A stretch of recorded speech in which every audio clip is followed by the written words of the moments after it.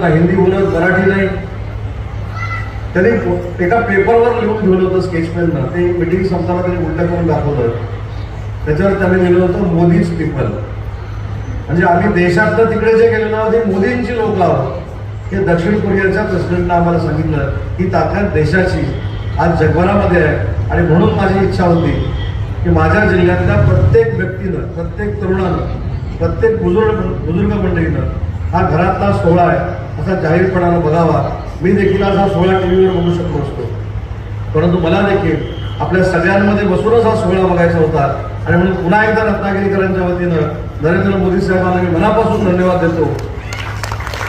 आणि हे सगळं बघितल्यानंतर हे राजकीय सांगत नाही, ज्यांनी ज्यांनी या राम मंदिराला अपशकुन निर्माण केलेले आहेत त्यांचं नामोनिशाण खासदारकीच्या निवडणुकीला दिसणार नाही.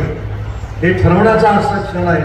आणि ही जी गर्दी न कोणाला निमंत्रण देता राम मंदिरासाठी इथं झालेली आहे याचा अर्थ आमचं रामावर देखील प्रेम आहे.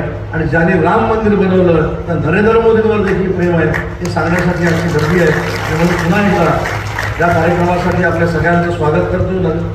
नगरपालिकेला देखील मनापासून धन्यवाद देतो की अतिशय चांगल्या पद्धतीचा कार्यक्रम आपण साजरा करताय. झेंड्याची साईज जरी लहान असली तर कार्यक्रम मोठा आहे हे देखील मी आपल्याला या ठिकाणी सांगतो.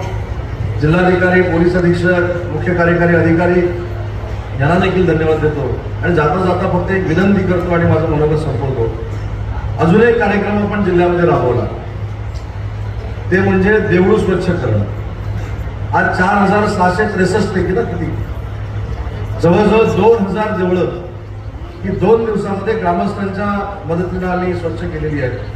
मला रत्नागिरीकरांना विनंती करायची आहे की हा फक्त जो आपण जो कार्यक्रम करतोय हा राम मंदिरापुरता मर्यादित न ठेवता भविष्यामध्ये डीप क्लिनिंग या नावाचे एक अभियान संपूर्ण जिल्ह्यामध्ये आपण राबवतोय. आणि ते रविवारपासूनच आपण सुरू करतोय. या डीप क्लिनिंग संपूर्ण कार्यक्रमामध्ये देखील रत्नागिरीकरांनी फार मोठ्या संख्येनं सामील व्हावं एवढी विनंती. टाइम्स डिजिटलला लाईक करा, सबस्क्राईब करा, शेअर करा आणि बेल आयकॉन दाबायला विसरू नका. पाहत रहा टाइम्स डिजिटल.